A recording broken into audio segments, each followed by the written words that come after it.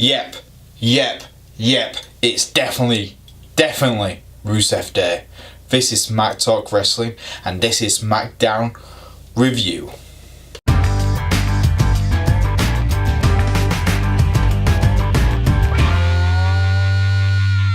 We started off the show with the authority figures kicking off the show. Yes, I have complained for weeks and weeks that seeing Daniel Bryan and Shane O'Mac kicking off the show has just become very much routine.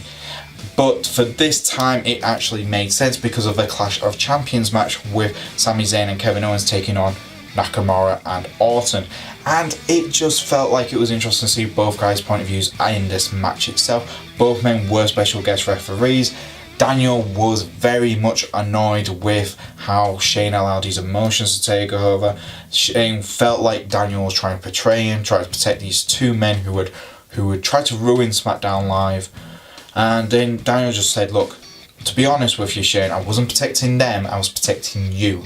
Because at the end of the day, I don't want Shane O'Mac to turn into Mr. McMahon. And that really hit a nerve in Shane. And Shane looked at him and went, yeah. And they shook hands and they went, okay, Daniel, you're in charge of the show tonight, have a good show. And it's still quite interesting. It's still kind of like, oh, well, how will this evolve? Will we see Daniel Bryan turn heel, or will we see what I reckon will be most likely?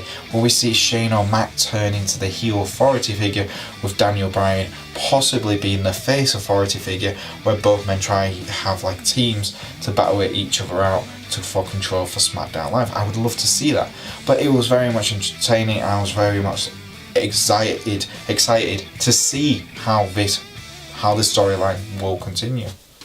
So our first match of the night was a tag team match where we saw the Usos taking on Shelton Benjamin and Chad Gable. Now again, this was a good match, and yes, the Usos are so over right now on the tag team division.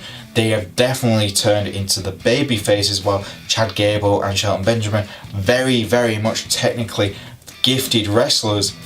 For a team, they have no personality. Yes, Shelton Benjamin is pretty much seen as a bit of a legend now from his last stint in the WWE. But let's be honest, Chad Gable has no personality. I don't see him as a heel or a face. I just see him as a really talented wrestler, but there's nothing else about him. And that is a shame, because this has that ability, but I don't think he's been able to evolve that, and it's very much affected the team. The match itself, like I said, you got 4 very technical, very good wrestlers, but for me, this was a bit of a mixed bag. Yes, the decision was right. The Usos should have lost. I think that's definitely, but we should have more challenges, and I think that will be interesting to see.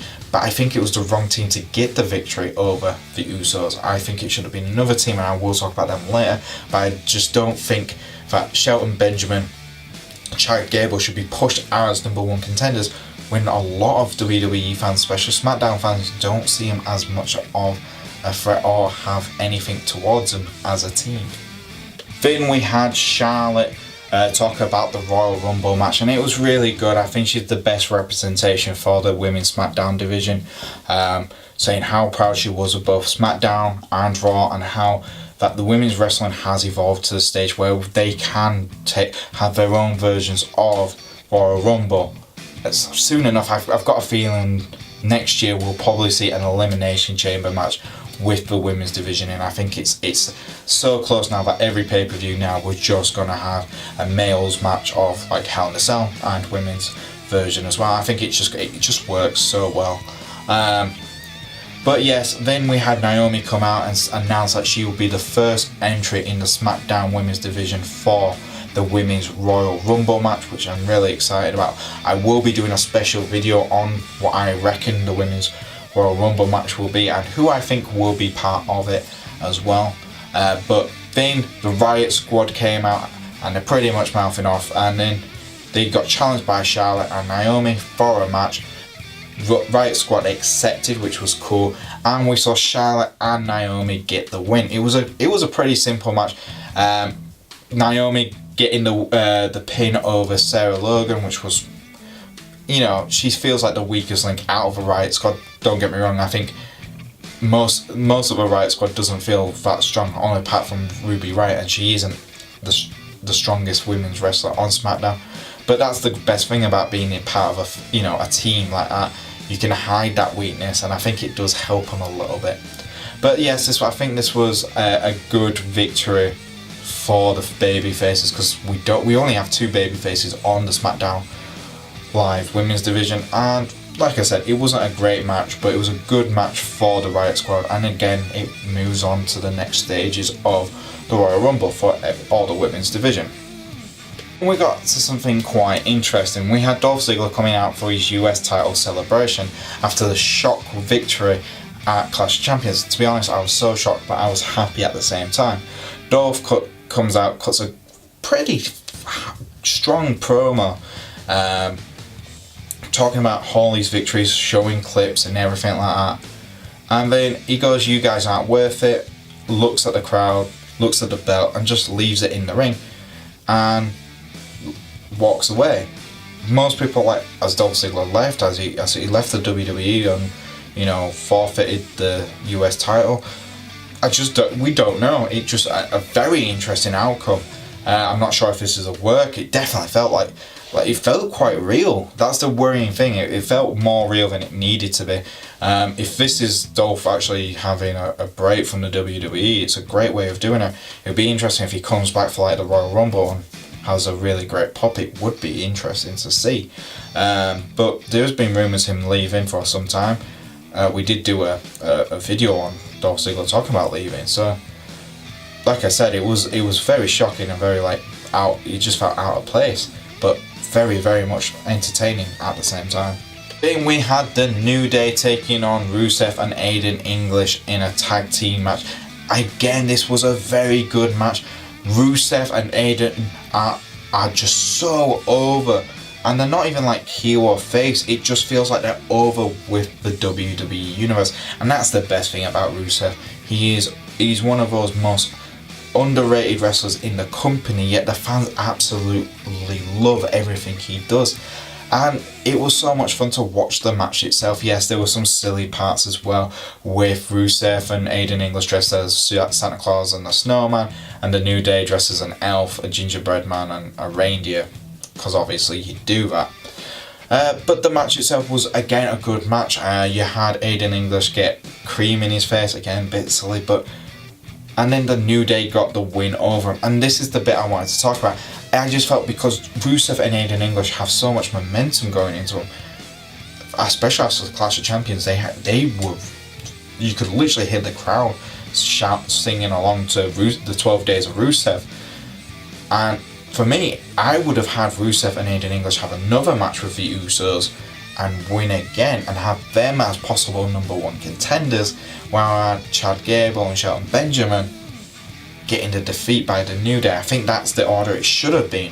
Personally speaking, I think they're the stronger team in that division. They feel like the most, after the New Day and Usos, Rusev and Aiden English are surprisingly, after just becoming a team quite soon, with the most momentum out of all of them. But it'll be interesting to see. Obviously, we still have the Bludgeon Brothers and the Fashion Police, so it'll be interesting to see how this, how the tag team division really goes. But it's very much very strong, and I think it was just a setback for Rusev and Aiden English, in my personal opinion. I think they are definitely the stronger team in the division right now to be #1 contenders.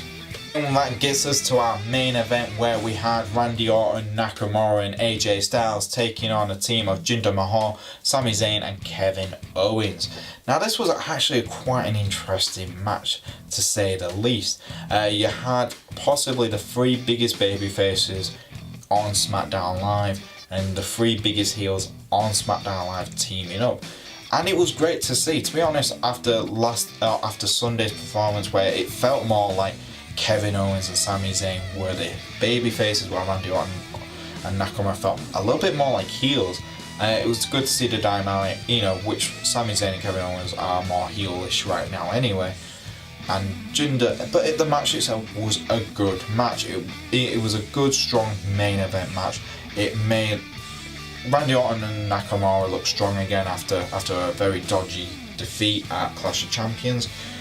AJ Styles looks like he's finally got over the Jinder.